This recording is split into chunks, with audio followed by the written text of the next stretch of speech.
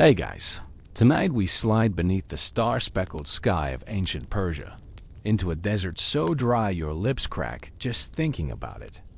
The air is still, but not silent. The breeze hums through distant dunes, and somewhere nearby, a camel groans, like it knows what's coming. You walk barefoot across a cold stone floor, oddly cold, in fact, considering you're standing in the middle of a place where daytime temperatures could boil your soup while it's still in your bag. The sand glows, pale under the moonlight. You stop, puzzled, as you come across what looks like a massive beehive rising straight out of the earth, smooth, mud-colored, and cool to the touch. Inside, it's darker and colder than you expect. Much colder. Your breath mists slightly. Yes, you're still in a desert. No, you haven't been teleported to a ski resort. This is a actual, literally, an ice pit. You're standing in the middle of ancient Persia's answer to the refrigerator, a structure that held solid ice all through summer without the benefit of even a single a battery. And here's the kicker. This isn't science fiction. This isn't. Maybe it worked. It did work for centuries. 1,000 years before the invention of the electric fridge, Persian engineers found a way to make, store, and use ice in one of the harshest climates on Earth. You probably won't survive. This with your usual modern assumptions intact. So, before you get comfortable, take a moment to like the video and subscribe, but only if you genuinely enjoy what I do here. Also, I'd love to know, where are you watching from, and what time is it where you are? Now, dim the lights, maybe turn on a fan for that soft background hum, and let's ease into the night's journey together. You press your hand flat against the surface of the Yakchol's outer wall. It's made of sarouj, a mix of mud, ash, sand, goat hair, and something suspiciously egg-like, possibly actual egg whites. The wall is about 2 meters thick at the base, tapering as it rises. You stare up. The dome seems to stretch into the sky, swallowing sound. Everything about this place whispers engineering. You almost feel guilty for assuming ancient people couldn't handle heat without fainting. You wander outside again, rubbing your arms from the unexpected chill. The desert around you stretches endlessly, like a sand-colored ocean. But here, and there, among the flat plains, you see more domes, some standing proud, others collapsed in memory. They dot the desert like sleeping giants, holding on to the last fragments of winter. Imagine the scene. It's winter in ancient Yazd or Kashan. Nighttime temperatures plummet. Workers channel water into shallow stone pools, canals dug precisely for this purpose. As the night deepens and the stars spread their cold fingers across the sky, the water begins to freeze. Not just on the surface. No, they knew how to arrange the flow and thickness to freeze it deeply. Come morning, before the sun has time to undo their work, they break the ice into manageable blocks and drag them, huffing, grunting, cursing softly in Old Persian, into the Yakchol's cavernous belly. You peek into the domed space again. There are ramps descending inward. You step carefully down one, the air getting cooler as you go. The floor is lined with insulation straw, sometimes reeds. Ice blocks are stacked like gold bars. There's even a drainage system to whisk away meltwater so it doesn't re-evaporate and mess with the interior climate. This isn't just a cave with ice. This is cold storage with intelligence. Historians still argue whether the concept was born independently here, or borrowed and perfected from other civilizations, Babylonians, perhaps Egyptians. Someone had to first say, hey, let's build cold. But Persia built better cold. That much we know. You hear a soft creak above you and glance up. No one's there, just the memory of centuries. Still, it's hard not to imagine voices, workers calling across scaffolding, a foreman barking instructions to keep the mud bricks damp while they dry so they don't crack. Someone slipping on the ice and inventing the world's first Cold-related swear word. The Persians didn't just stop at preserving ice. Oh no, they used it lavishly. In the heat of summer, vendors would sell chilled fruit. Royal banquets would feature drinks so cold they fogged their cups. One might argue it was their version of showing off a new iPhone. Yes, Your Highness, the melon is perfectly chilled. No big deal. You pull your robe tighter, not because it's cold, but because it feels right. You can almost hear a noblewoman's sandals tapping gently across the stone. She's brought a servant to collect a jar of ice. It's a long journey back to the city center, but her wine won't water itself down, and she's not about to drink. It warmed like some uncultured Parthian.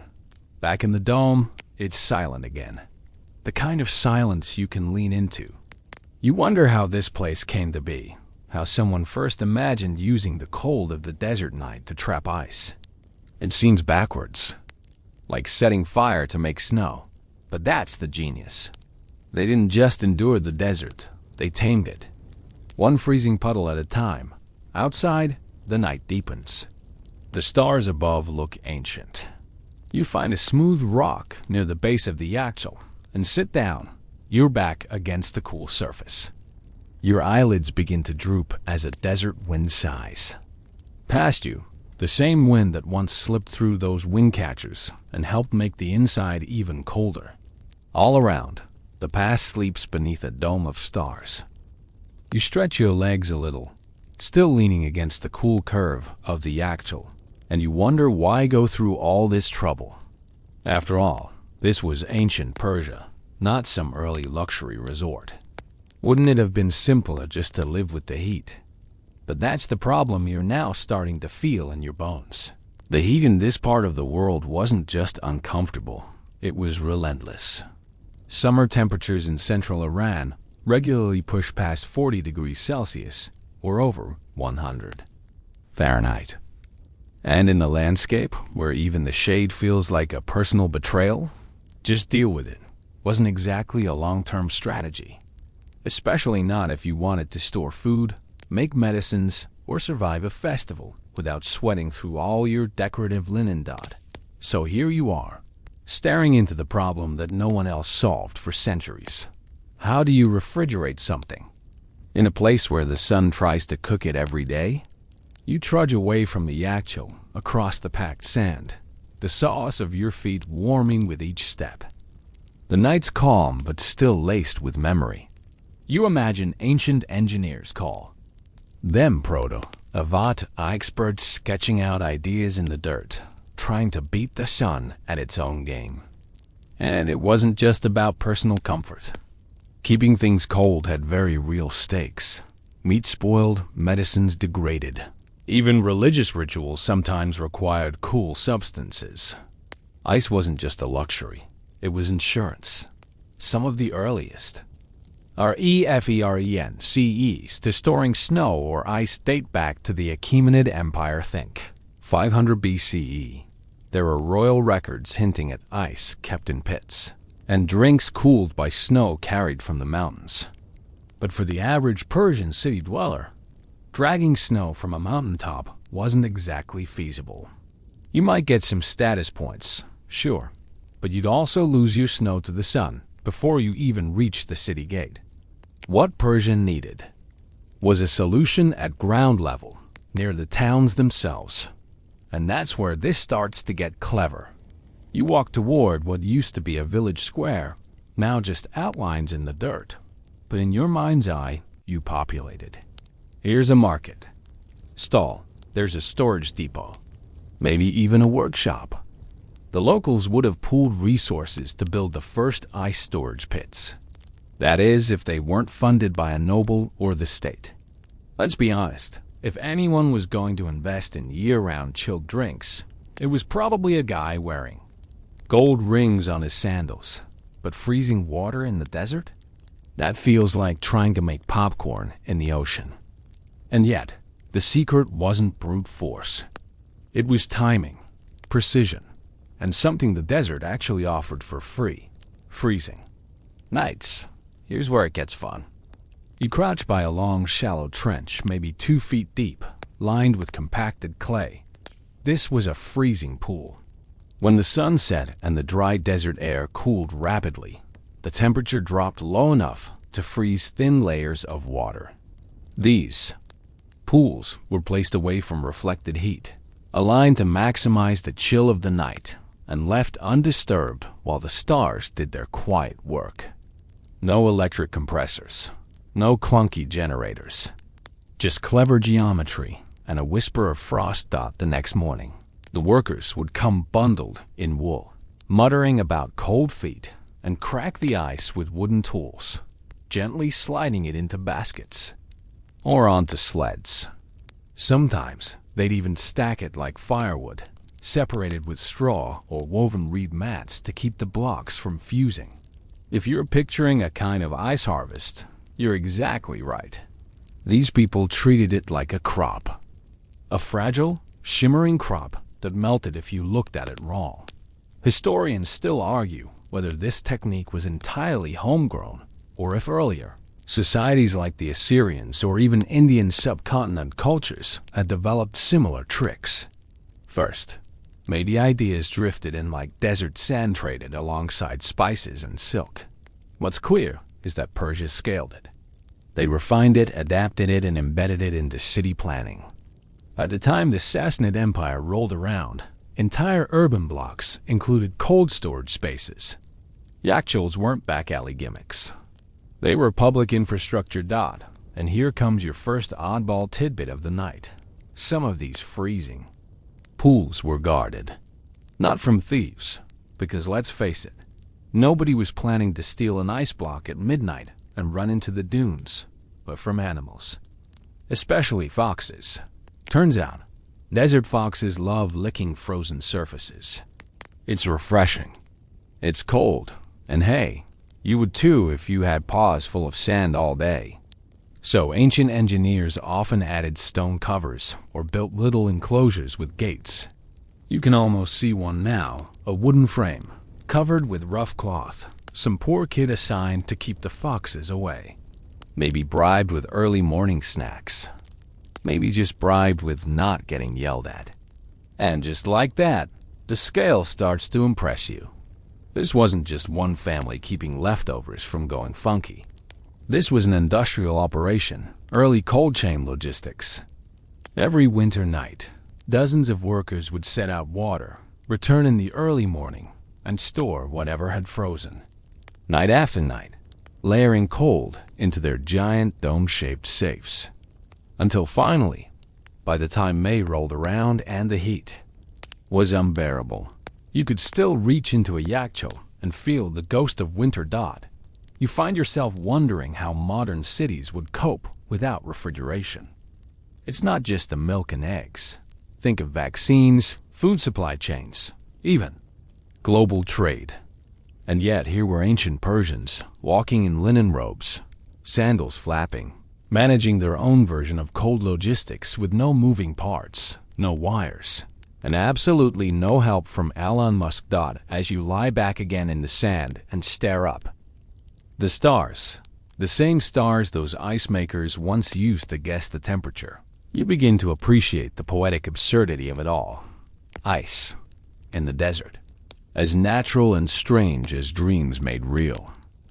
You blink slowly under the stars, the sand cool against your back, still trying to wrap your mind around the idea. Building cold in a place designed to cook everything it touches. And yet, the proof is right there behind you, those massive domes. Half buried in silence and time. The Yak HCALS. They rise from the desert like fossils of forgotten science. Some are pristine, still defiant after centuries. Others have collapsed, their domes split open like cracked eggshells. But all of them speak the same truth. Someone figured it out. You stand, brush the sand off your clothes, and walk slowly toward one of the largest remaining structures. Its shadow stretches wide under the moonlight. The scale hits you. This thing's huge. Some yakchuls were over 20 meters high, almost the size of a modern 6-story building, and maybe just as wide. And they're not just domes. They're domes with purpose. Everything from the angle of their slopes to the direction they faced was deliberate. No part of a yakshul was for decoration. This wasn't the ancient Persian version of a fancy rooftop bar. This was survival wrapped in geometry. You move closer, stepping around the thick base of the structure. The walls here are about 6 feet thick. No, that's not a typo. 6 feet. Made of a special insulating mix of materials, as if someone stirred a cauldron full of desert ingredients and whispered, "Make it cold-proof." Saruj, they called it, remember that name. Mud, sand, goat hair, lime, ash, and yes, sometimes egg. Whites, a blend so waterproof and heat-resistant, modern researchers still scratch their heads at how effective it was. You kind of want to bottle it and sell it as organic ancient desert plaster, now with real goat hair. The outer dome isn't smooth. You notice grooves carved into its sides, forming a sort of ribbed texture. Some historians believe this wasn't just aesthetic. Those ridges could have helped reduce surface area hit directly by sunlight or provided slight cooling benefits by channeling breezes. Again, every detail had purpose. You duck inside the narrow entrance. Instantly, the temperature drops. Even in this desert night, you feel the air shift. It's the kind of cool that sinks into your skin. Not dramatic, but undeniable. It's not a chill that slaps you. It hugs you, slowly. The dome above stretches up into the dark, like the inside of a seashell. Your voice, if you dared to speak, would bounce around like a curious bat. You don't, though. It feels wrong to interrupt. Instead, you just sit quietly. There's a sloped channel leading downward, part ramp, part access chute cutting into the earth. Most yakshals stored ice not just inside the dome, but below ground level, where it was safest from the heat above. This isn't just a pit, though. It's cold architecture layered with cleverness. The sun never touches the storage chamber. The air inside doesn't just sit there. It moves, thanks to carefully placed vents near the top of the dome. Warm air rises and exits. Cooler air drops and stays. Passive ventilation. No gadgets required. Some of these domes had built-in shade, features 2 small awnings, even strategic vegetation around the base. Imagine planting trees not for beauty, but for a few extra minutes of daily shadow on one side of your ice bank. That's how serious they were. Historians still argue whether the dome shape itself added insulation by limiting internal airflow, or if it was primarily structural. Some even think it was a symbolic nod to the heavens, a way to link cold preservation to divine geometry. Whatever the reason, the result was the same. These buildings worked. Now, here comes your fringe fact of the night. In some towns, the yakshul wasn't just a freezer. It doubled as a kind of cooling chapel, a place where certain medicines or sacred items were stored in summer. There's one account, though sparsely documented, that suggests certain ceremonies were even performed inside these domes. Imagine a midsummer ritual by lamplight, surrounded by ice, while everyone else outside was sweating into their sandals. You're starting to see the deeper story here, aren't you? This wasn't just about food preservation or royal comfort. The yakshul was a feat of engineering, architecture, and community planning. Cities were built around them. Villages carved paths to them. Children were probably told, "Don't play too close to the pit," while secretly sneaking in to touch the magical frozen stuff inside. You trace your finger across the inside wall. It's rough but dry, so dry it could suck the moisture out of your breath. The saruj did its job. No dampness, no mold, no rot. And because these domes were self-ventilating, even the occasional meltwater evaporated slowly, carried away by carefully angled trenches leading outside to nearby gardens or irrigation canals. Yes, they even recycled the runoff. You try to imagine the work that went into building one of these. It wasn't a weekend DIY project. Teams of laborers, artisans, and designers would have spent months shaping every curve. The mud bricks called kesht were handmade and dried in the sun. Then they were layered, sloped, and sealed, sometimes with mathematical precision. A few ancient texts suggest plans for yaksals were passed down as family secrets, like a prized cookie recipe. Builders would protect their ratios of materials, their chosen angles, their preferred site layouts. One builder's dome might last 50 years longer than another's. Reputation mattered, maybe even more than in today's Yelp reviews. And if your yakshal collapsed early, well, that probably earned you a lifetime of being mocked at the spice market. You take one last glance upward. It's hard not to admire the ingenuity on display here. Not just because it worked, but because it did so with nothing modern. No electricity, no fans, no digital sensors. Just dirt, physics, and stubborn brilliance. Outside again, the desert air greets you with a warm sigh. The dome glows faintly in the moonlight, and now it doesn't look odd or mysterious. It looks earned. The ancient Persians didn't wait for someone to invent refrigeration. They built their own, from scratch, and shaped the very ground to keep cool what the sun wanted to steal. And somehow, it still works. Hundreds of years later, you wake gently from your half-doze by the yakshal wall, feeling the desert quiet settle into your bones again. Somewhere in the distance, a donkey brays, because even in ancient history, there's always one animal who refuses to respect bedtime. You stretch, stand up, and brush fine sand from your palms. You're still thinking about that strange paradox. Ice in the desert. Cold born from heat.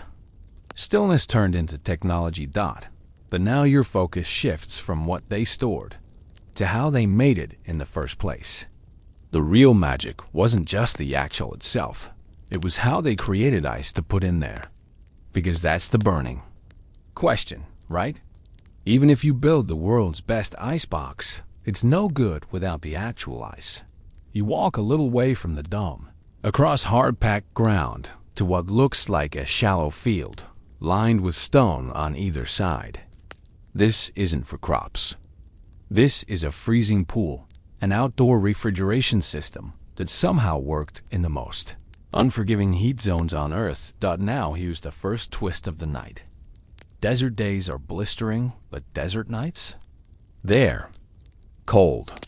And if conditions are just right, clear skies, low humidity, still air temperatures can drop enough for thin layers of water to freeze. That's what the Persians gambled on. And not randomly. They mastered the odds like seasoned blackjack players with a thermometer and a prayer. You crouch at the edge of a long, narrow pool, no deeper than a toddler's bath. Its shape is deliberate. Shallow water freezes faster. These pools were often built in north-facing areas, shielded from any residual sun even during the day. Some were lined with stone, others just compacted earth, but all shared a critical quality. They caught the night air like bowls for the stars. The water would be poured into the pools in the late afternoon. Then you wait. And as the desert sky faded from apricot to indigo, the magic would begin.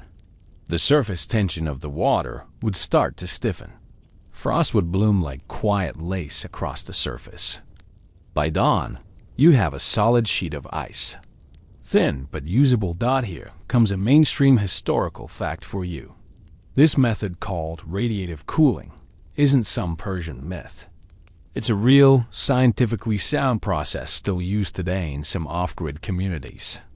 When water is exposed to a night sky under very dry, clear conditions, it radiates heat away faster than it absorbs it. As it loses thermal energy, the temperature of the water drops sometimes below freezing, even if the surrounding air is technically above 0 degrees Celsius. It's basically nature's loophole. You drag your fingers through the dust where the edge of a freezing trench once lay. Some of these pools weren't alone. They were grouped in series, dozens of parallel trenches feeding into the same storage dome. It wasn't just about making ice. It was about making enough ice. One night's freeze might yield a thin layer, an inch or two at most, so workers returned night after night, sometimes for weeks, harvesting, stacking, storing. A quiet procession of chilly persistence. And speaking of harvesting, here's your quirky detail of the night. Some freezing pools were outfitted with early warning systems for foxes and other thirsty desert visitors. Clay rattles. Yes, you heard right. Small clay bells or noisemakers were placed around the edges, designed to clink or thump if disturbed. Picture it. A silent, icy pool under the moonlight. Then suddenly plink-plonk, and some poor kid on night watch lurches awake to chase off a nosy jackal. Ancient alarm systems, low-tech, high drama. You picture the workers arriving before sunrise, sleepy-eyed, wrapped in cloaks, dragging carts and woven mats. They break the ice into blocks with wooden mallets or bronze tools. Then, using ropes, or even animal-powered sleds, they'd haul the chunks to the actual. Sometimes the ice was wrapped in straw. Other times it was stacked bare, layered between dried reeds. And when there was enough to line the base of the dome, they'd start. Again, this was a rhythm, a seasonal ritual. Some cities even had ice supervisors, a real position, responsible for managing winter freezing and summer distribution. Their job? Make sure nobody hoarded, nobody wasted, and nobody got frostbite doing something stupid, like trying to carry 100 kilos of ice on a donkey with a limp. But here's where it gets a little fuzzy. Historians still argue whether this freezing method originated with the Persians or was refined from Babylonian or Central Asian practices. Some records suggest mountain-dwelling tribes used snow pits centuries earlier. Others point to mentions of ice pools in obscure Sanskrit texts. So who came up with the idea of controlled freezing in the desert? That's still up for debate. What we do know is this: Persia systematized it, refined it, integrated it into city life. You didn't need to live on a mountaintop to access cold anymore. You just needed a flat bit of land, some skilled labor, and a big dome nearby. You pause, leaning against a low wall, and let that sink in. This wasn't just about ice. It was about control. Control over nature, over climate, over food spoilage and medical storage and royal comfort. Ice, in ancient Persia, was more than cold. It was power. And the fact that it came from the night sky, that made it feel like a gift. From the gods. Your breath comes slowly now. The wind brushes over your shoulders. Dry but cool. You think of all the nights those workers stood over freezing pools, waiting for water to do its impossible trick. It wasn't glamorous. No one composed epic poetry about frost in a trench. But it mattered, and the moment that first layer of ice formed each season, it must have felt like a small miracle. Proof that the old methods still worked. That the desert could still be tamed, one thin sheet of cold at a time. You walk quietly back toward the nearest actual. The freezing pools behind you now just rippling in your imagination like puddles in a dream. And as the stars wheel slowly above, your curiosity shifts again, this time to the structure itself. Because storing ice in the middle of a scorching desert isn't just about piling it in a hole and hoping for the best. No, the true genius lies in how the actual was built to outwit the sun. You stand once again at the base of that massive dome. It looms over you like a fossilized wave, ancient, perfect, still. And now, you're not just marveling at the idea of ice inside. You're trying to figure out how it stayed frozen all year. And that's where architecture becomes your sleepy bedtime professor. First off, orientation. These structures were usually positioned to face north, or at least away from direct sun exposure as much as possible. That may not sound revolutionary, but in a desert environment, even a few degrees of angle can mean the difference between cool and catastrophic soup puddle.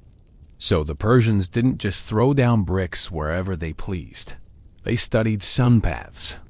They read wind directions. They thought like ice. And you notice something else now. The outer surface isn't shiny. It's dull. Matte, sandy, sometimes pale beige, sometimes chalky gray. All intentional. The material sarouge, again, was chosen not only for its durability and insulation, but also because it reflects very little heat inward. Modern engineers call this albedo. The Persians called it, "Don't let the sun cook my stash." Now, step closer. You touch the thick, sloped wall and feel the uneven coolness of age and clay. These walls could be up to 2 meters thick. And within them, layers. Not just of sarouge, but sometimes alternating rings of brick and air channels. That's right. Built-in insulation. The heat from the outside had to battle through multiple layers of different textures, air gaps, and materials before it could even whisper to the ice inside. It's like the world's slowest, oldest, and most passive climate. War. And while we're talking about clever tricks, take a look up. You'll see a narrow vertical shaft piercing the top of the dome and air vent. Simple, sure, but vital. As warm air rises inside the yachtule, it escapes through this chimney-like vent, while cooler air settles lower into the pit. It's convection gravity's way of helping you chill your fruit snacks. Here's your mainstream historical fact of the night. This passive air movement system is a precursor to what we now call natural ventilation, a feature in modern green buildings and passive houses. Persian engineers were basically designing eco-friendly, sustainable architecture 2 millennia before TikTok decided it was cool. You peer back down the inner ramp. In some yachtules, these ramps weren't just for loading ice. They were part of the airflow system. Sloped tunnels and vents allowed air to move not just up and down, but across the internal space, circulating naturally, keeping the interior dry and fresh. No mold, no rot, no weird cave smells. It's almost infuriating how well it worked without needing a single moving part. Historians still argue whether the yachtule design came about in a single moment of brilliant inspiration, or if it evolved slowly over generations of trial and error. Some think it was the result of merging mountain cave storage traditions with architectural experimentation. Others say it came from sheer necessity. When your apricots start fermenting mid-July, you learn to build better walls. But there's more. You circle around the yachtule and notice the slight dip in the surrounding earth. This is a drainage trench built to carry away meltwater. Because of course they thought of that. If ice melts and just sits there, it re-evaporates into humidity, warming the air, ruining the system. So they gave the meltwater a graceful exit. Sometimes it even fed nearby gardens or fields, making this entire structure part of an integrated environmental loop. Now for your oddball tidbit. In some villages, people used to whisper that if you stood under a yachtule vent at noon and shouted your name, you'd hear your future spouse's voice echo back. Silly? Maybe. But when a building lasts 800 years and keeps your dates chilled, it earns a few ghost stories. And the materials. Oh, the materials. You can't stop thinking about that sarouge mix. Goat hair? Egg whites? It reads more like a witch's potion than construction material. But it worked. Goat hair added tensile strength to the mud. Ash helped regulate temperature, absorption. Lime hardened the mixture and made it slightly antiseptic. And egg whites? Well, some say they acted like an ancient bonding agent, natural glue. Historians still debate whether that part was widespread or a regional secret. Either way, some of these walls still repel water today. Try doing that with drywall. You lean back, palms pressed to the wall, and imagine the builders. Sunburned, mud splattered, squinting up at scaffolding made from tamarisk branches. Working day after day in brutal conditions, perfecting angles, smoothing walls. layering sarouge like frosting on a monument to stubbornness. No modern machines, just knowledge. Passed by word, by hand, maybe by drawing a curve in the dust with a stick dot. It's easy to think of history as slow, dusty, passive. But here, you realize it was bold, experimental, even kind of radical. The people who built these domes weren't preserving tradition. They were inventing comfort. They took the problem of the sun, the biggest, loudest bully in the desert, and said, "No, not today. We keep our yogurt cold." And they did. Generation after generation. Now you circle the actual one last time. Its curves glow faintly under the stars. You squint upward, imagining the dome shimmering with dew in the early morning, its walls radiating heat outward into the sky, while the inside stays deliciously cool. It's not just a building. It's a memory. A defiant, mud-plastered monument to everything we take for granted every time we open a fridge and expect cold to simply be there. You linger in the dome's shadow, the night still and your thoughts spinning slowly like the lazy breeze tugging at your robe. The cooling pools, the ice harvest, the actual itself, it's all extraordinary. But now something else catches your eye, something tall and skeletal rising from the edge of the compound like a forgotten chimney. You shuffle closer, curious. It's not a chimney. It's a wind catcher, also called a badger. This peculiar tower was the ancient Persian version of air conditioning. It looks simple, just a vertical shaft with slits or vents at the top. But what it does is nothing short of miraculous. You gaze up at the opening, maybe 20 or 30 feet high, wondering how such a quiet structure could possibly cool anything. Then you feel it. A breath of cool air sliding past your cheeks. Subtle, soft, and definitely cooler than the outside night air. And that's when you start to understand. This tower is not just decorative. It's a functional, finely tuned desert machine. The concept is stunning in its simplicity. Badgers capture passing wind, funnel it downward through interior shafts, and direct it into underground or shaded chambers. As the air moves, it cools naturally, especially if it brushes past damp surfaces or subterranean water channels. Some systems even combine water and wind to enhance the cooling effect. It's a symphony of physics, evaporation, convection, and pressure, all working together without a single moving part. You step back and let your eyes follow the lines of the wind catcher. Its vents are open to the direction of prevailing winds northwest in this region. The tower is divided inside by thin vertical walls that create separate shafts, allowing air to be directed based on where the wind is coming from. And when there's no wind, badgers still work, because warm air inside a building naturally rises, and the tower acts like a flue, drawing the hot air upward and pulling cooler air inside from lower vents.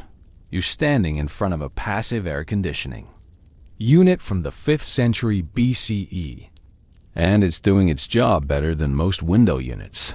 You've kicked in frustration. Here's your mainstream historical fact of the section. These wind catchers weren't limited to yakchals. They were used in homes, mosques, palaces, and marketplaces. Throughout ancient Persia, especially in cities like Yazd, which still boasts hundreds of working badgers today. In fact, UNESCO has called Yazd one of the best examples of traditional desert architecture in the world. Now, time for a little fringe flavor. One account, part oral tradition, part architectural legend, claims that in the hottest part of summer, royal engineers in the city of Bam could adjust the internal partitions of a badger by tugging on ropes connected to weighted pulleys. A sort of ancient thermostat, complete with counterweights and squeaky winches. Is it true? Historians still argue whether this system actually existed, or if it's just a Vuvik version of a fisherman's tale. But it wouldn't be surprising. These people loved fine-tuning the wind. You imagine the wind catcher and Yakshal as a tag team, one storing cold, the other summoning it into occupied spaces. The badger pulls air down, across the top layer of stored ice, and into the neighboring chambers where food is kept or people gather, or someone important is loudly refusing to sweat during a poetry recital. You step inside the base of a nearby building that's been restored, an old merchant's house, the walls thick and soft-edged. The wind from the badger filters down and brushes past your arm. There's no hum, no rattle, just a gentle whisper of cooled air. In some homes, architects even place shallow basins of water at the base of these towers. As the breeze passed over the surface, it evaporated a bit, dropping the air temperature even more. Combine that with the thermal mass of mud brick walls and high ceilings to trap heat, and you've got something astonishing. Comfort in the middle of a furnace. Even today, in parts of Iran, villagers will tell you which homes are wind homes and which ones are not. The badgers are status symbols and practical tools all at once. They require no maintenance except for the occasional bat removal or sand sweep. And unlike modern air conditioners, they don't break down during power outages. Because there is no power. You sit again near the base of the yachtl, where the vents of the dome meet the wind tower's lowest ducts. The system is so seamless, it feels intentional on a divine level. And maybe it was. Ancient Persian cosmology saw harmony between the elements: earth, water, fire, air. The yachtl used earth to hold water. The wind catcher brought air to balance. The fire of the sun. Maybe that's why it all worked. Not just engineering, but philosophy in bricks. And here's tonight's third delightfully quirky tidbit. During Nowruz, the Persian New Year, some families would place a block of ice in the middle of the courtyard, believing it helped cool the old year's anger and bring freshness to the new one. Maybe it was tradition. Maybe it was just a way to show off that you'd stored enough ice to spare for symbolic rituals. Either way, the symbolism of cold. In a hot land ran deep dot as you stretch out in the courtyard, wind trickling past your skin. You think about how far this passive cooling technology reached. Eventually, variations of the badger would be found as far west as Egypt and as far east as Pakistan. Traders saw them. Travelers copied them. They were the air conditioners of the Silk Road dot, yet we forget. Modern skyscrapers overlook the very designs that once made cities livable. Instead, we rely on machines that beep, buzz, and guzzle power. The Persians relied on silence, geometry, and the wind itself. You close your eyes. The dome breathes behind you. The wind catcher hums gently above. And for a moment, you are held between sky and earth in a quiet equilibrium of cold air and warm dust. The wind catcher whispers over your shoulder, and for a moment, you let it lull you half asleep, half fascinated.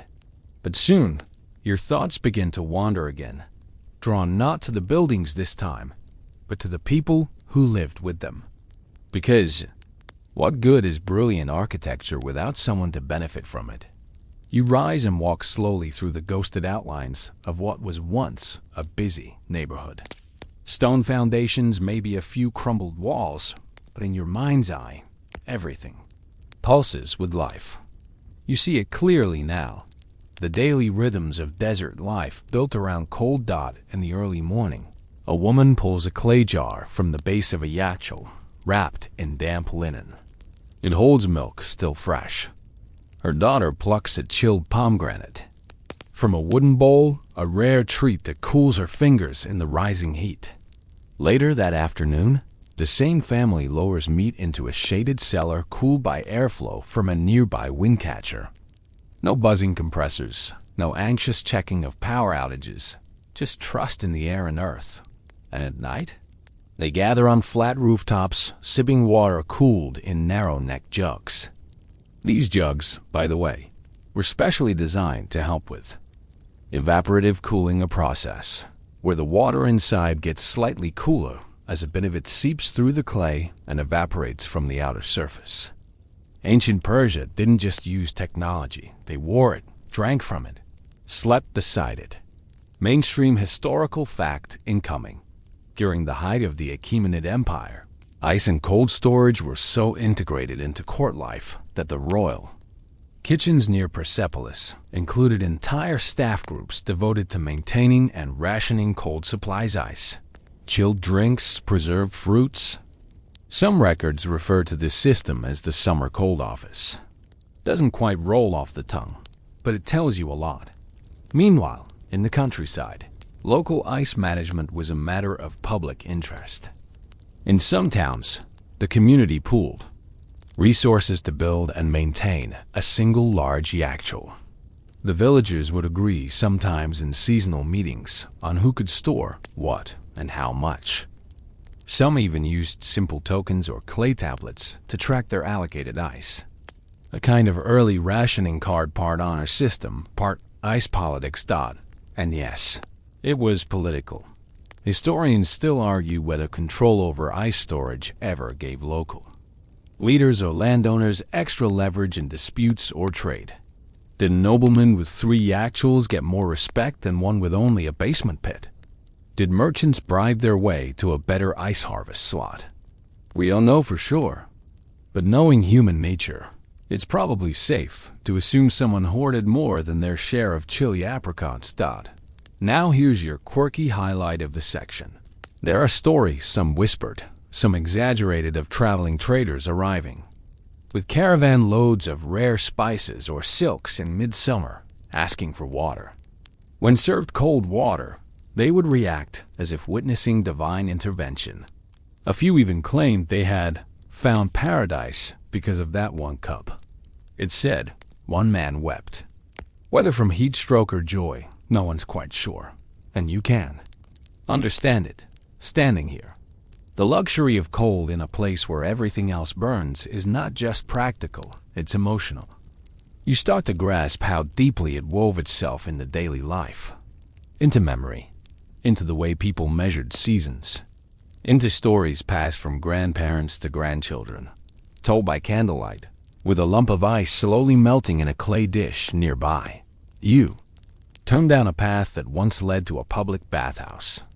It's mostly gone now, just a few fragments of tile and plaster, but once it would have been full of life and steam.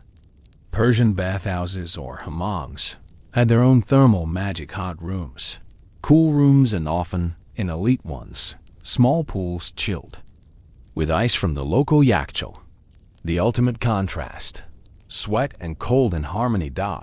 And if you're imagining these as purely luxurious, think again. Bathhouses were social centers, places for meetings, gossip, and yes, sometimes the official distribution of ice. Someone had to decide where it went, how much to use for food, how much for medicine, and whether little Hossein got a sliver in his lemonade. Which brings us to another cultural wrinkle. Cold was health. Traditional Persian medicine, rooted in ancient texts and Greek influence, placed a huge emphasis on hot and cold balances in the body. You catch a fever? You need cooling drinks. Your constitution runs hot? Ice in your syrup. Some apothecaries even use cold storage to preserve rare herbs or make cooling compresses. You crouch near the ruins of what might have been an apothecary shop. Maybe the stone slab was a workbench. Maybe those sunken pots once held dried flowers, crushed seeds, tinctures of things you couldn't pronounce if you tried. All cooled not with magic, but with evaporative jugs, shaded niches, and good old-fashioned airflow. And yet, here's what's most surprising. Despite how advanced and widespread these systems were, they left so little written record. No grand books of refrigeration. No architectural blueprints. Most of what we know comes from ruins, oral traditions, and if we're lucky, the occasional scribble on a palace wall. Why? Historians still argue whether it's because the techniques were considered common knowledge, not worthy of documenting, or whether they were passed down through guilds and families as guarded trade secrets. Maybe both, but the fact remains. So much brilliance, hidden in mud brick and memory. You step away from the ruins, feeling the breeze change direction. Somewhere behind you, a vent shifts ever so slightly. The yakchal exhales. The badger inhales. The ancient city breathes once more, and in the soft, cool air brushing your cheeks, you feel the lingering fingerprints of those who lived here, not kings or conquerors, but ordinary people who chose to carve comfort from the impossible. You wander onward beneath the ink-black sky, your footsteps muffled in the desert hush, and now your mind drifts to something stranger, more elusive. We've talked about the architecture, the labor, the ice, the wind, but what about the ritual of it all? The seasons, the timing, the almost spiritual choreography of freezing water in the desert? Because as you might have guessed by now, this wasn't just a practical endeavor. It was a calendar event, a community rhythm, a sacred seasonal game between humans and nature. You didn't just harvest ice when you felt like it. You watched the sky.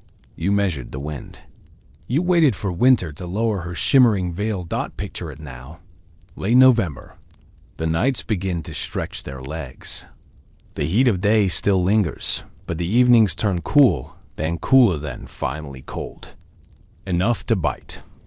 And that's when the ice season begins. In some towns, this start was marked by quiet ceremony. Nothing grand, no trumpets or parades. Just a gathering of elders, perhaps, or an agreement among the ice workers. Water would be poured into the shallow freezing pools with care, not fanfare.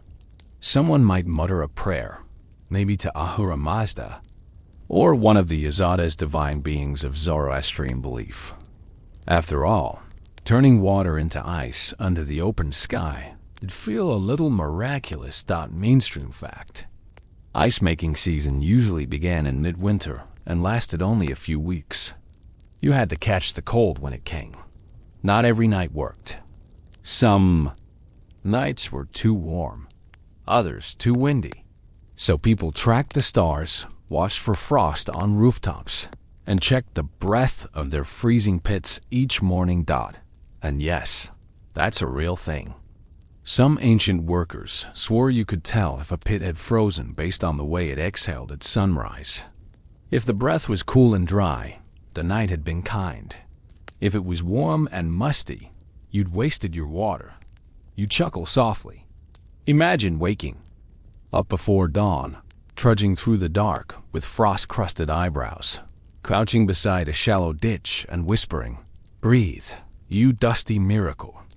Then waiting for a puff of cold air to confirm your night's success.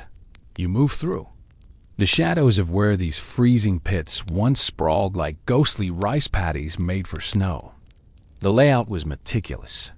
Trenches aligned for optimal starlight exposure, angled away from reflected heat, often shielded from stray drafts. Some towns even built low adobe walls around the perimeter, not to protect the water, but to block the breeze.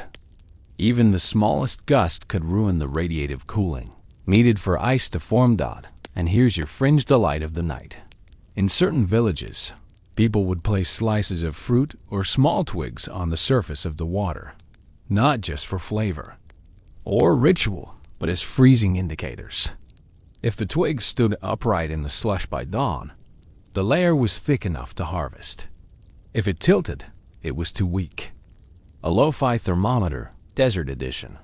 Over time, these techniques grew into seasonal traditions. Families would assign someone, often a young man or a teenage apprentice, to serve as the night ice runner. His job? Check the pools at first. Light, knock the ice loose, and carry news back to town. Some of them were treated like weather prophets. Others probably just enjoyed being out while everyone else was asleep. Historians still argue whether these seasonal patterns had religious significance. There's evidence to suggest that early Zoroastrian communities saw the act of freezing water, of suspending motion, and preserving purity as a kind of holy pause. Ice became symbolic of order, overcoming chaos. Cold water held still was Not just refreshing, it was cosmic alignment. That's why some early Persian temples reportedly included cool chambers, often underground, where sacred texts or ritual objects were stored. The purity of the cold wasn't just practical, it was philosophical. You come upon one such ruined structure now. It's low and narrow, sunk into the earth. The stone steps are half buried, but you follow them down, brushing aside brittle weeds and loose gravel. The temperature drops with each step, not dramatically, but perceptibly. Your breath feels heavier, the air tighter. Inside, you imagine a chamber once lined with shelves, small alcoves. Maybe one clay pot still sits in the far corner, cracked but upright. It's easy to picture someone placing herbs or scrolls here by lamplight, nodding solemnly, as the actual dome loomed nearby, protecting the seasonal hoard. And here's where we glimpse the depth of it all. This wasn't just about resisting heat. It was about predicting it, mastering it. People used the coming of the freezing season not just to plan their storage, but to forecast the agricultural calendar. A long, strong freeze meant a mild spring. A patchy freeze? Trouble ahead. The ice told them what the crops could not. You sit on the final step, listening. It's not just quiet. It's a listening silence. Like the air itself is waiting for the next season, the next freeze, the next breath of cold. And in that silence, you realize something else. These ancient Persians weren't just reacting to nature. They were dancing with it, watching, learning, anticipating, using the sky and the sand like instruments. Not conquering the desert, but conversing with it. There's no machine in the world, no algorithm, no satellite, no weather app that can quite match the feel of crouching beside freezing pit and sensing the air with your skin. No digital sensor can replace the apprentice with the twig, the father with the prayer, or the grandmother whispering that the stars looked colder tonight than they did yesterday. This wasn't refrigeration. It was reverence. You lean your head against the cool stone and close your eyes, letting the chill seep in, just a little. It's a comfort, not a shock, a gift. A reminder that even in the hottest places on Earth, cold is possible if you know how to listen for it. You leave the stone steps behind, climbing slowly into the open again, where the sky is beginning to hint at that slow ink blue melt toward dawn. But tonight, we're not done, not even close. Because cold wasn't just for preserving fruit, or soothing noble necks wrapped in silk. Cold, in ancient Persia, had another identity entirely. It was luxury. And nowhere was that more apparent than in the realm of the royal table. You wander toward what's left of a great house crumbled. Walls, a few mosaic shards, maybe a stretch of collapsed colonnade half-eaten by sand. But once, this might have been the home of a satrap or regional governor in service of the Achaemenid kings. Someone important enough to demand the impossible on his dinner plate. And you can bet that meant you step over the worn threshold. And even now you can see the layout. A broad courtyard, columns around the edges, and just maybe a narrow trench running to the side, where a canot-fed channel once trickled, cooling the space like a desert breeze with manners. It's here that the stories get richer and the ice gets fancier. Because once Persia learned how to make and store ice, they didn't just sit on it. They used it with flair, creativity, and, yes, a good dose of showmanship. Mainstream historical fact time. By the time of Darius I around 500 BC, the Persian court had already developed a taste for sharbat, a chilled drink made with snow, fruit syrups, and herbs. Think of it like an ancient snow cone, but for people wearing gold-threaded robes. They flavored it with sour cherries, pomegranate, lemon, rosewater, even saffron. And unlike the syrupy neon stuff at amusement parks today, this was a ritual, a statement, a symbol of power. And no, they didn't just stumble upon it. The Persian word sharbat would later pass into Arabic, Turkish, and eventually morph into the English word sherbet. This single concept, snow plus flavor equals happiness, would spread from palace to palace, language to language, eventually inspiring everything from Italian granita to French sorbet to your sad grocery store popsicle. You picture the satrap reclining in a shaded alcove, a servant carefully pouring a chilled sharbat into a ceramic bowl with turquoise glaze, a sprig of mint, maybe a curl of melon. All of it delivered with the kind of silent reverence reserved today for wine in Michelin-starred restaurants. But of course, cold indulgence didn't stop at drinks. The elite found ways to turn ice into culinary theater.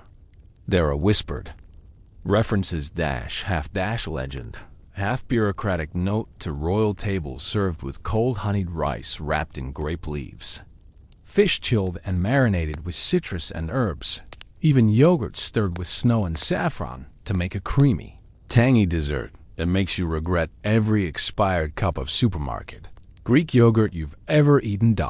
And here's your quirky detail of the night. One apocryphal account from a Persian court poet claims that during a particularly sweltering Nowruz festival, the King of Kings demanded a cool throne. Servants allegedly packed ice under his dais, beneath layers of cloth and wood, so he could sit in regal comfort while his subjects boiled in the courtyard. Historians still argue whether this was literal, symbolic, or just the poet showing off. But the image is too good to ignore. A royal butt, chilling politely on a throne of frosty smugness. You can't help but smile. Because this wasn't just resourcefulness, it was flair. These weren't grim survival techniques. They were lifestyle choices. The cold wasn't feared. It was curated. Now picture the logistics. If you're a palace steward and the king wants sharbat in July, what do? You tap into the Yachel. You send runners before dawn to chip ice. You store it in ceramic urns lined with straw or sheep's wool. You route water through shaded canals, maybe even bury pitchers in the ground to chill overnight. Cold became part of the schedule. A task on the royal checklist, right after check beard symmetry and receive tribute from that one guy, who always brings dates. And this extended beyond food.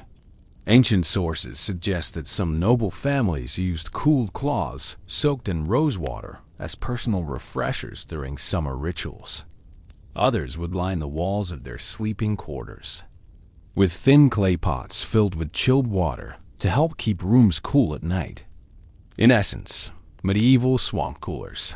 You reach what's left of a reception hall. The walls are mostly gone, but a low fountain basin remains cracked, but still ringed with carved stone. A luxury courtyard, fed by Kanat water, shaded by fig trees, now long turned to dust. You kneel by the basin, run your hand along the rim, and imagine a guest being offered a bowl of snow and plum syrup by candlelight. Cold wasn't just a sensation here. It was status. To give someone ice was to say, you matter. We worked for this. You don't serve snow to someone you dislike. You serve snow when you want to impress or seduce. And Persia, my friend, knew a little something about both. Yet beneath all that grandeur was the ever-beating heart of the system, the ordinary people, the harvesters, the builders, the quiet men with sunburned hands who carved tunnels through the dirt, so that some nobleman could sip something frosty while debating whether to execute a poet or marry another cousin. It's easy to laugh now, but you also respect it, because deep down, everyone, king or carpenter, wants the same thing: a bit of relief from the heat, a chance to feel comfortable, maybe even spoiled, if only for a moment. You rise slowly, your legs stiff, but your thoughts light. Cold here was not a scarcity. It was a possibility. A craft. An art. Something earned with patience and mud and math. And whether it ended in a storage pit or a silver goblet, that ice was a miracle every single time. You step away from the ruined courtyard. The image of chilled honey rice and ice-lined thrones still flickering in your mind like the tail end of a strange, delicious dream. But as you move beyond the realm of noble excess and royal refreshments, your thoughts drift somewhere quieter, earthier, more ordinary. Because not everyone in ancient Persia had a courtyard. Not everyone had servants or saffron ice cubes shaped like pomegranates. But everyone still needed cold for milk, for medicine, for sanity. And so tonight, we turn our attention to the everyday families who lived on the fringes of the desert and still found ways to harness the cold. You walk past what looks like a low wall, partly caved in. Beyond it, small mounds of packed earth, once the homes of merchants, weavers, bakers, and shepherds. Humble houses, often made from mud brick, their walls thick and lumpy, but brilliant in one way. They held temperature like champs. The key was thermal mass. Mud brick absorbed heat slowly, released it even slower. It made houses cool during the day and warm at night, like a desert version weighted blanket. But even the best mud brick house can't stop milk from spoiling in a week. So here's where things get clever. People use their cellars, Zierzamen, as natural refrigerators. You step into one now, ducking beneath a half-standing doorway and following the slope of a dusty staircase into the cool, dark belly of the earth dot. It's instantly quieter here. The sounds from above fade into muffled memory. Your fingers graze. The rough wall still cool. This cellar isn't just beneath the house. It's beneath the logic of the desert. A place where clay jars of yogurt were buried up to their shoulders, where pickled vegetables waited patiently beside cold water jugs, and where children were told, "Don't play near the milk jar. It costs too much salt." Mainstream historical. Fact time. Zierzamen cellars weren't just widespread in ancient Persia. They became a standard household feature. Families learned to dig them deep enough to stay consistently cool, often lining them with ceramic, lime, or even straw mats. To regulate moisture, some were attached directly to kanat tunnels, giving them a constant trickle of fresh, cool air. Others were simply holes in the ground with a roof crude but effective. Cold doesn't judge dot, and then there were the Zir small buried. Clay urns used like today's ice chests. Water was poured into them, sealed, and dropped into the ground for a day or two. By nightfall, it was refreshing. By morning, it was downright brisk. You imagine lifting one now, the clay sweating, the water inside tinged with the faint mineral bite of the earth. What's remarkable isn't just the engineering, it's the discipline. Cold had to be protected. In a world where ice was rare and refrigeration impossible, food storage wasn't casual. Bread was kept in cloth, fruit was hung in nets, and leftovers. Well, leftovers didn't really exist. You either finished it or gave it to your neighbor, preferably before it turned into fermented surprise. Now, for your quirky, somewhat adorable detail. Some families had a small patch of roof painted white with crushed chalk or lime during the hottest months. The goal? Reflect more sunlight and keep the interior cooler. Children would help with the painting, often using brooms or old rags tied to sticks. The whole thing was a dusty, sweaty, family bonding event that probably ended in someone yelling, "Don't fling lime into your sister's face." Historians still argue whether this white roof method was adopted directly from temple maintenance practices or evolved separately in rural households. Some say it was a Zoroastrian-inspired effort to reflect purity and light. Others think it was just a clever hack passed down through gritted teeth and sunburnt trial and error.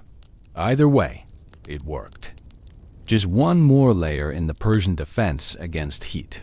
And let's not forget the merchants, the cheese sellers, the apothecaries, the guys trying to move goat butter in July. These folks got creative. Some carried insulated boxes lined with damp wool or cork bark. Others used portable clay urns nested inside larger urns filled with damp sand. Water would evaporate from the outer layer, cooling the inner chamber. Simple evaporative cooling. You've probably seen a modern version at a science museum or survivalist blog titled something like, "How to Chill a Soda with a Clay Pot and Some Grit." But ancient Persians were doing it without the survivalist drama. Just daily life. Just staying cool. You wander past a half-buried stall where someone once sold figs, onions, and maybe a few precious slices of chilled cucumber wrapped in damp cloth. Can't you just imagine the conversation? Is it still cold? Depends. Are you paying extra? And yes, chilled cucumbers were a thing, especially in the more humid southern regions. Mixed with mint, sometimes yogurt, sometimes vinegar. Served in clay bowls that had been soaked in cold Qanat water. The idea of cold cuisine wasn't elite only. It made its way to the streets, to the stalls, to the shepherds with a handful of ice wrapped in goatskin, passed around like a secret. Blessing. There's something deeply human about it. Cold is comfort, yes, but it's also community. Imagine the joy of a neighbor showing up with half a pomegranate, still cold to the touch. Or the honor of being offered a sip of chilled syrup water on a blazing afternoon. These weren't just refreshments, they were gestures, invitations to pause, to breathe. You sit now at the edge of a ruined foundation. You close your eyes, and for a second, you hear it all again. The sound of clay jars clinking together in a cellar. The sharp exhale of a child pulling a cold water jug from the earth. The laughter of women painting rooftops white while muttering about the heat. A small community moving in rhythm with the season, finding grace in the struggle. No solar panels, no humming compressors, just knowledge and patience. And mud, that's the heart of it, really. The genius of ancient Persia wasn't just in its royal palaces or its epic architecture. It was in these humble spaces. In a cellar dug by hand, in a clay pot dropped carefully into the earth. In the quiet logic of people who refuse to let the heat win. And tonight, as the breeze begins to rise again, you smile. Because cold isn't just science, it's culture. The stars are thinning now, and the faintest blush of morning hangs on the edge of the horizon like a promise. But you're still wandering, aren't you? Still tracing the contours of ancient lives built around something as simple and as elusive as cold. Tonight's next stop lies beyond walls and cellars. You head out past the edge of the village, where the sand gets coarser and wild scrub begins to push through the cracks. It's a quiet, forgotten place. But once, this was a vital part of Persian infrastructure. Because if the city stored ice and the homes used it, then someone had to move it. Yes, welcome to the world of ancient ice transportation. You wouldn't think this was a job, but it absolutely was. Entire groups of people were responsible for ferrying blocks of ice from yakchuls to estates, markets, outposts, and even royal caravans crossing the desert. They were the original ice delivery men, long before corner stores offered 10-pound bags for $1. You pictured them now, lean, sun-browned figures trudging across dry plains before dawn, balancing loads wrapped in goat hides, damp wool, or straw baskets. Some worked in pairs, using slings. Others packed smaller chunks in nested pots, sealed with pitch or wax. Their goal? Get that ice there before it became a puddle. No pressure. Mainstream historical fact. There is documented evidence that some Persian administrative records track the quantity of ice transported to seasonal events, especially in spring, when festivals like Nowruz demanded an icy flourish. Some blocks were hauled over 30 kilometers from remote yakchuls, using covered carts and shaded pathways. Others were moved by mule caravans, moving only at night to avoid the sun's punishing eye. You imagine a cold chain stretching through the desert. No refrigeration, just layers of protection. Ice packed in sawdust, ice wrapped in wool, Ice hidden inside sealed urns placed inside larger pots filled with, well, more cold things. You might not call it elegant, but it worked. One quirky technique, recorded in a few scattered village. Tales involves lining the inside of the transport cart with salted straw soaked in cold Canot water. Why? Because as it evaporated, it kept the interior just a few degrees cooler, and every degree mattered. The straw also cushioned the blocks and absorbed meltwater. Of course, by the end of a long haul, the whole cart smelled like pickled goat bedding. But hey, eyes is eyes thought, and here's your fringe tidbit. In one late Sassanid tale, a wealthy landowner paid a small fortune to have his daughter's wedding feast cooled with fresh ice brought in daily from a distant Yakchal. It was seen as a symbol of fatherly devotion, or possibly paranoia. Historians still argue whether the logistics of this story are even remotely possible, but the implication as clear cold became a mark of wealth, even love. But it wasn't all luxury. Sometimes, ice was sent to remote military outposts, not in blocks for refreshment, but in smaller bits packed with medicine or applied to wounds. It wouldn't last long, but a few hours of cold was often enough to lower a fever or numb an injury. In the eyes of those soldiers, that icy touch might have felt like divine intervention. You now reach what remains of an old caravanserai, a kind of desert motel for traders and travelers. The walls are worn, but you can still see the outline of stables, rest chambers, and at the center, a shaded inner court where a fountain once bubbled with Canat water.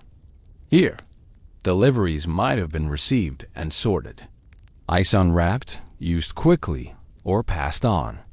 And just beyond the far wall, you spot a curious feature, a small, narrow well with stone steps spiraling down, too deep and narrow for general use. But not for storage. No, this was a holding well, used temporarily to chill water or perishables that needed an extra few hours of cold. You sit by the edge, peering down into its cool silence. The whole system relied on timing. Transporters, left before dusk, arrived before noon, and planned routes like a gambler reads the wind. Some used underground segments of Canat paths to rest or cool their cargo. Others paused in natural caves or shaded gullies. It was a quiet science, passed down not by scholars, but by ice runners whispering shortcuts and tricks to their sons. And not everyone made it on time. You can almost hear the muttered curses of a man arriving with a dripping sack of slush, staring in horror at what was supposed to be the king's afternoon sharbat. Back then, being late didn't mean a bad review. It meant shame, possibly a swift reassignment to camel dung detail. The resilience of these runners is impressive. No fancy boots, no GPS, just intuition, experience, and an obsession with shadow and slope. The heat was constant. The goal was non-negotiable. And still, they ran. And now for the weirdest tidbit you didn't ask for. A handful of ice couriers were reportedly tattooed with tiny frostflake-like patterns. Some say for good luck. Others claim it was a mark of their profession. The design supposedly resembled a circle of spears around the block, symbolizing cold that must not melt. Cute, a little dramatic. Probably invented by the ancient version of a biker gang, but we'll allow it. You rise, tracing the path of the old route that stretches toward the next ridge. The ice runners pass through here. Not kings, not nobles. Just sunburned figures hunched under sacks of freezing weight, balancing the hopes of 1,000 comfort seekers across the plains. And if you listen closely, you can almost hear the crunch of their sandals in the dust. The slosh of melt inside a sealed jar. The whispered math of sunrise against distance. Because ice didn't just stay put in ancient Persia, it traveled. The wind is changing. You feel it on your face, slightly warmer now, laced with that sleepy stillness only a desert dawn can bring. You stretch your legs and follow the old trade path a little farther, the stones beneath your feet whispering. Echoes of hooves, carts, sandals, and wheels. It's not just ice that traveled these roads. Tonight, you're about to follow something even colder. The idea of cold itself. Because what Persia built wasn't just mud domes and freezing trenches. It was a legacy, a network of knowledge. The ancient Persian cooling systems didn't stay locked in one empire. They traveled. They adapted. They evolved. And they quietly shaped the way entire civilizations dealt with heat. This is the part of the story where Persia turns into a teacher. Mainstream historical fact. The basic technologies pioneered by Persian engineers, yakchuls, windcatchers, qanats, were later borrowed, copied, or adapted across vast regions, especially as empires rose and fell, and knowledge moved with travelers, merchants, and conquering armies. Egypt picked up the badger. India took the stepwell and added its own flair. Even the Roman Empire experimented with underground water channels and roof ventilation inspired by earlier designs from the East. You pause near a crumbled watchtower and imagine what it must have been like, sitting here centuries ago as camel caravans moved across the plains, carrying silk, spices, and blue ceramic bowls, and also concepts. Ideas wrapped in clay and water and air. The quiet genius of sustainable cooling passing from one culture to another as casually as lentils or lapis lazuli. Here's your fringe detail.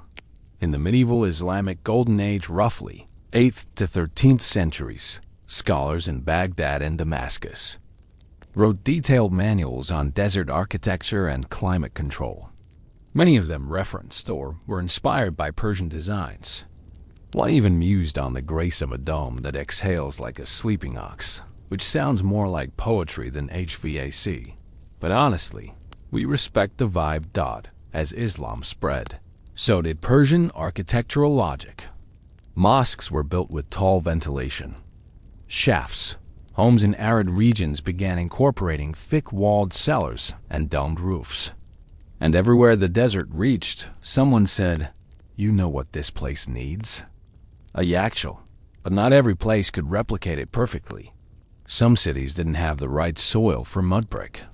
Others lacked high enough nighttime radiative cooling. So architects got creative. They adapted the principle, if not the exact method. You reach a place where two stone foundations meet, likely once a caravan outpost where different cultures cross paths. You imagine the conversations. A Persian engineer explaining wind direction to a curious Syrian merchant. A scribe jotting down the slope measurements of a qanat tunnel to take back to his governor. Bits of brilliance slipping between languages, like water through cracked clay. Historians still argue whether the concept of evaporative cooling reached China through Silk Road scholars or developed independently. There's strong evidence for both. But either way, the principles were so closely aligned, it's hard not to imagine a quiet thread connecting an Iranian yakchul to a bamboo-cooled tea house somewhere in Chengdu. And it didn't stop there. The Greeks knew of Persian cold storage methods. Aristotle himself wrote vaguely about ways to preserve snow underground. And while he didn't drop the term yakchul, probably because it would have confused Plato, the influence is visible. Later, Roman engineers built underground storage pits Navaria for storing ice in central Italy. Less efficient, more marble, still inspired. Fast forward a few centuries, and the lineage gets even weirder. In the 17th and 18th centuries, European aristocrats began building ice houses, fancy stone domes, buried in gardens where imported or winter-collected snow was stored for months. Some British estates kept ice well into August. Most of these noble landowners had no idea that their cold wine cellars were spiritual cousins of the Persian desert domes. One quirky anecdote for you. In 1650s France, a nobleman hosted a feast where he served sorbet in peacock-shaped cups, chilled using ice hauled from the Pyrenees and stored underground for weeks. Guests were stunned, not just by the taste, but by the cold. It was the Persian Sharbat ritual reborn, just with more feathers and powdered wigs. Back in the east, windcatchers began to appear in parts of North Africa, Tunisia, Morocco, even sections of the Arabian Peninsula. Some had one large shaft. Others, like in Yazd or Kashan, had multiple directional vents and internal vanes able to steer the wind. Versions of these can still be seen today, proudly rising above ancient rooftops like whispering towers. And here's your third facta. Scholarly debate as eternal as the desert sun. Did Persian Yaxuls directly inspire the construction of similar domed ice storage in 18th century India under the British Raj? Or were those structures simply convergent evolution, a separate answer to the same hot question? Scholars still argue whether British colonial engineers adapted Persian methods knowingly, or just stumbled into the same logic while sweating through their waistcoats. But what's certain is this: the Persian methods lasted. They worked. They were elegant, efficient, sustainable, and silent. No power, no noise, no carbon footprint. Just mud, math, wind, and patience.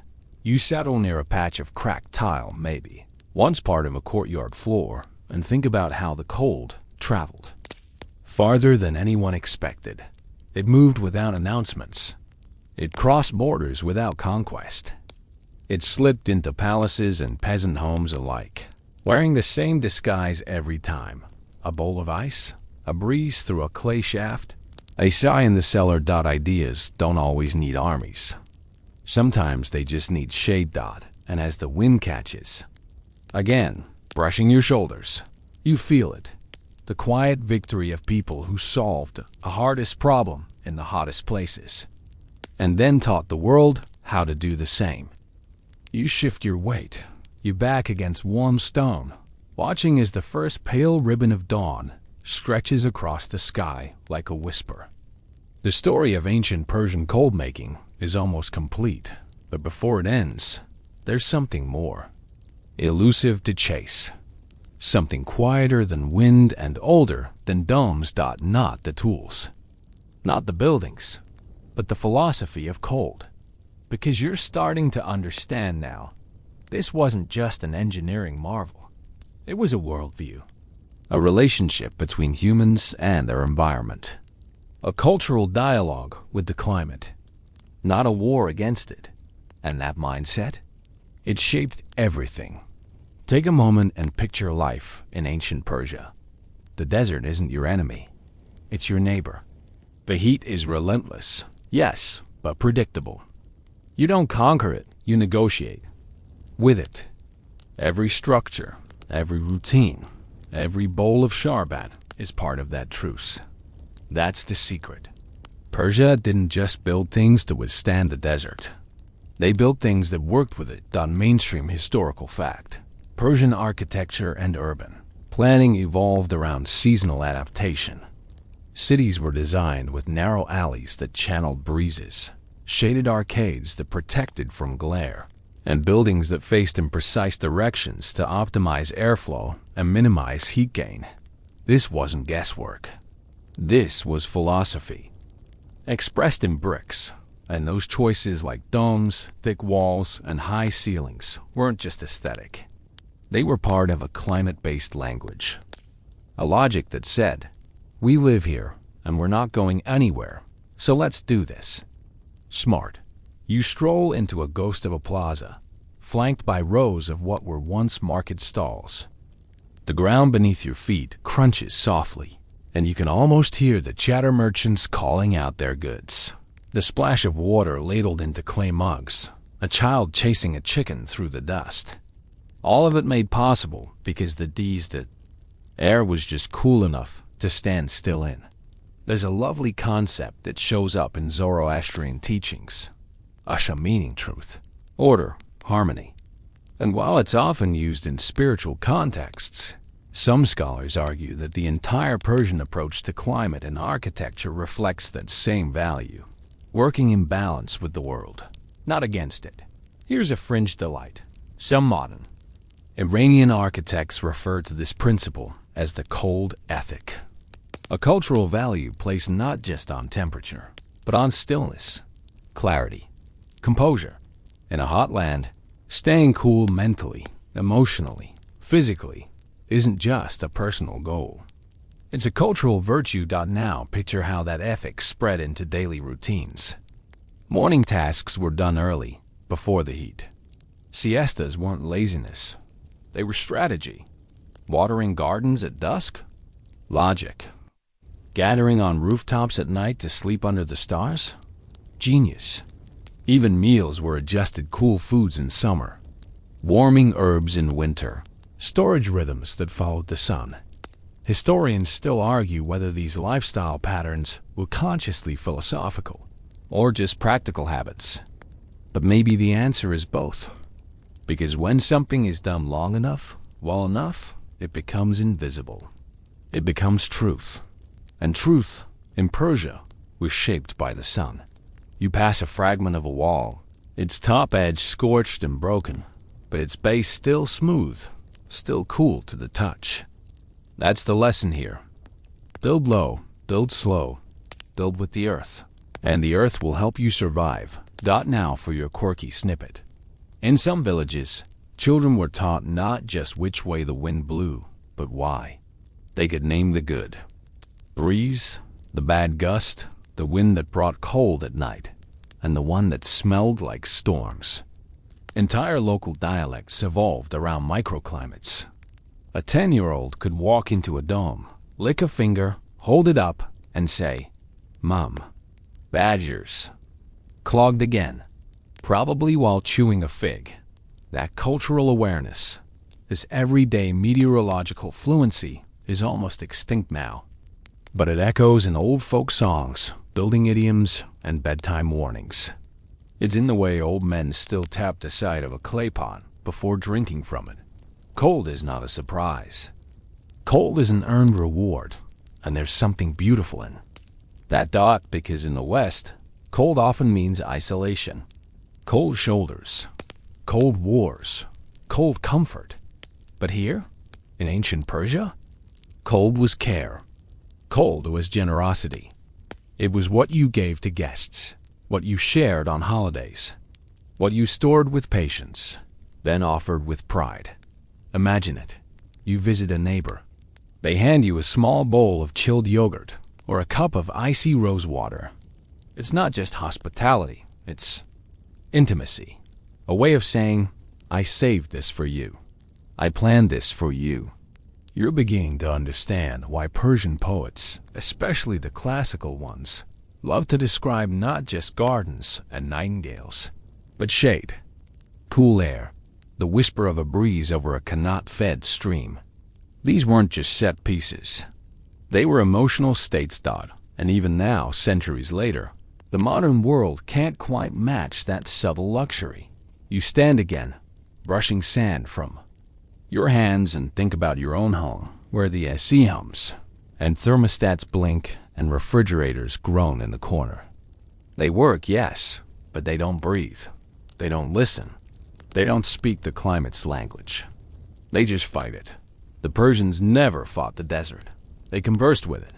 They coaxed it, redirected it, waited until night, then asked the stars to help them freeze water. And the desert? Eventually, it did. You begin walking again. The air light now, tinged with that soft breath of early morning warmth. There's a faint rustle through the brush. Maybe a fox. Maybe just wind chasing yesterday's dust. But the desert isn't sleeping anymore. It's waking. And so are you. But before we close this journey, there's one last piece of the puzzle to explore. The part that doesn't live in domes, tunnels, or stone. The part that lives in memory. Yes. Tonight, you've seen the bones of ancient Persian refrigeration. But what about its ghosts? Because make no mistake, those ghosts are still here. In the towns, in the villages, in the odd little corners where mud brick meets satellite dish. Because the actuals never really left. Some are crumbled, sure, buried, defaced, forgotten. But others? They're still in use. Not in grand cities, no, but in pockets of Iran and Yazd, Kerman, Semnan, some old yakshuls have quietly survived. Some have even been restored, reborn not as tech, but as heritage, which, honestly, is even better. Mainstream historical fact, as recently as the early 20th century, before mechanical refrigeration became widespread, families in central Iran still relied on traditional yakshuls for ice and cold storage. Some cities had municipal yakshuls, community-owned and operated. People would come with baskets and clay jars, chip off a block, and carry it home like you might pick up dry cleaning. Routine. Familiar. Sacred. You pass a crumbling structure now. Just. The base left, barely half the curve of the dome still intact. But it was once huge, maybe 20 meters tall. The outer plaster worn away, exposing the layers beneath. Ash, clay, sand, lime, egg whites, yes, egg whites mixed into the coating to help waterproof it. This wasn't just clever. It was gourmet grade. Insulation. And that wall. It could keep ice from melting for months. But things changed. Industrial cooling arrived. Big cities installed refrigerators. Supermarkets replaced ice couriers. The old systems were too slow, too quiet, too full of bugs and dust and tradition. And yet, they persisted. Here's your fringe detail. In some villages, the memory of the yakchal is kept alive through seasonal rituals, even if the domes themselves no longer stand. Children are still told stories about the night water that froze into summer treasure. Elders still talk about the best angles for a freezing pit, or how a certain year's ice was thicker than sorrow. Some even mark the start of winter with a symbolic pouring of water into a ceremonial trench. No one expects it to freeze anymore. It's more of a nod, a smile toward history, a way of saying, we remember. You wander into a newer neighborhood.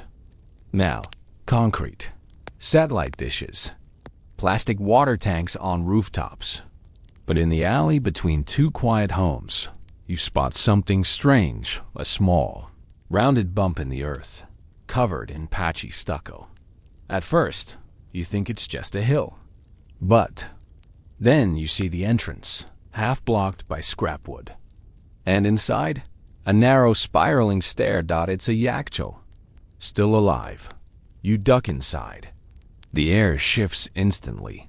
Cooler. Not refrigerator cold, but different. Heavy with stillness.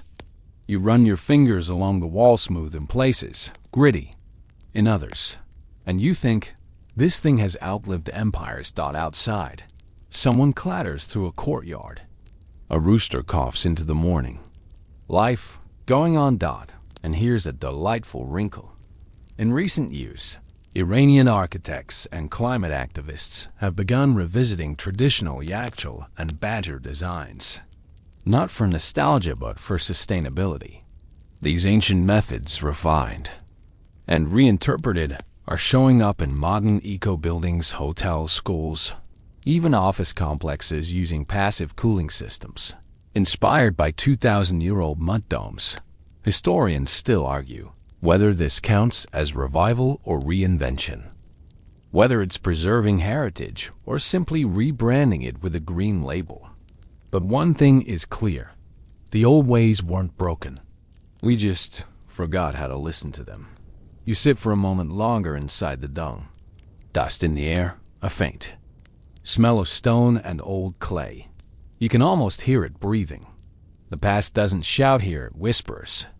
It cools. It waits. There's something deeply comforting in that.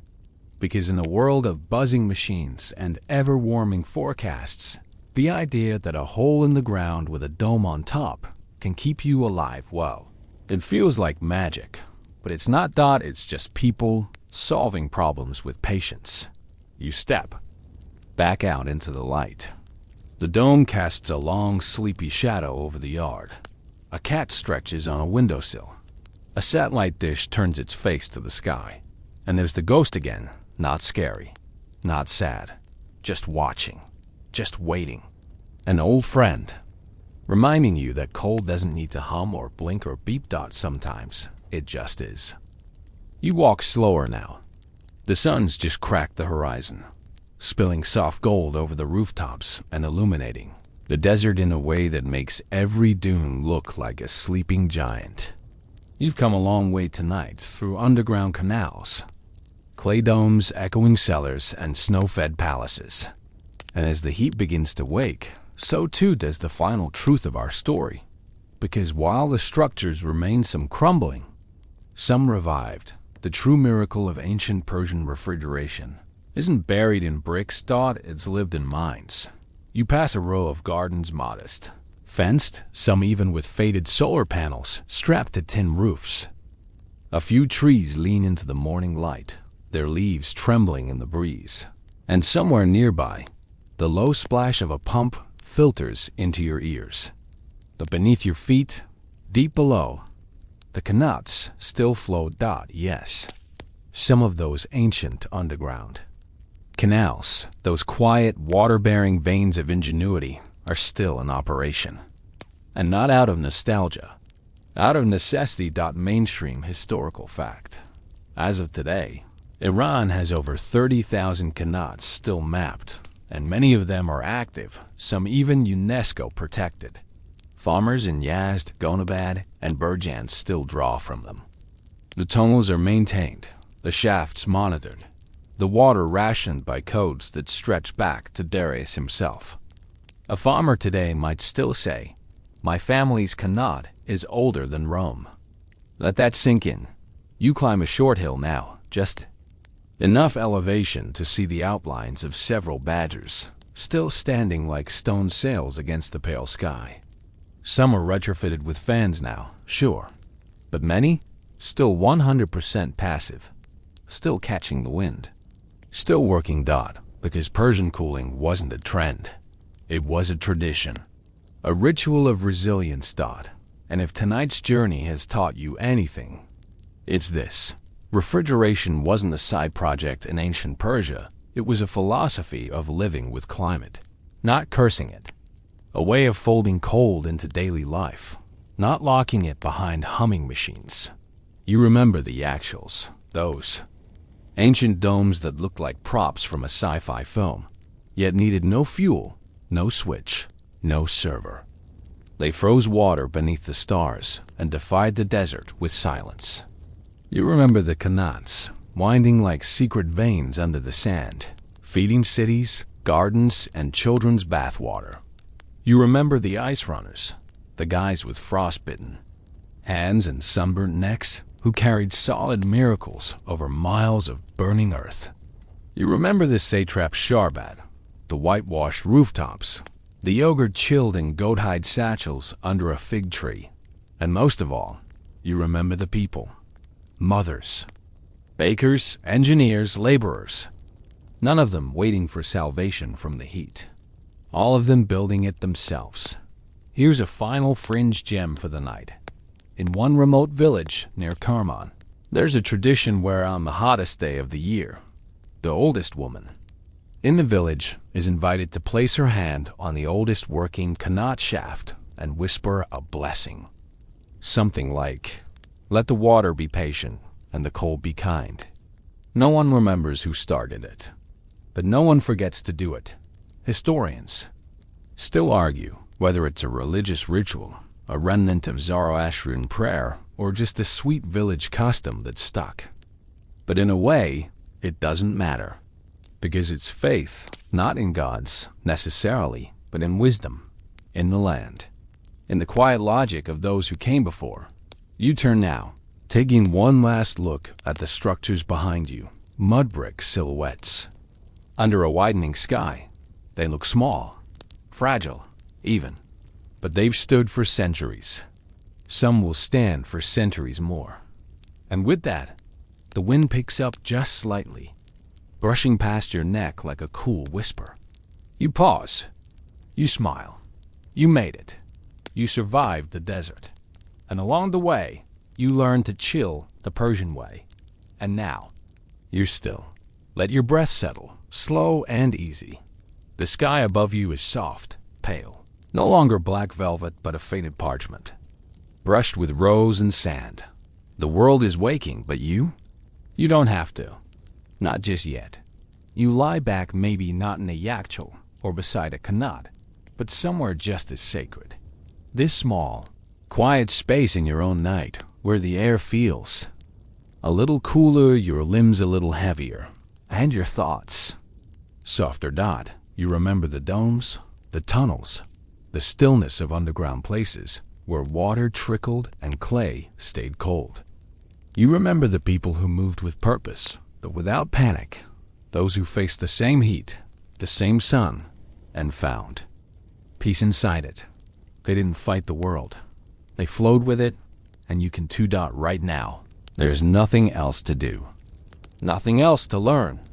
You've walked far enough, thought deep enough, wandered through centuries of quiet brilliance. You've tasted ice pulled from under starlight and heard wind speak through mud brick.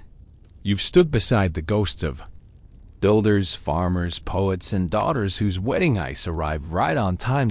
So now, let it go. Let the stillness stretch. Let the sleep come, like cool air down a long QAN8. No rush. Just rest. Just ease. Just the hush of ancient cold, rising gently through the ground. You're safe. You're cool. You're home.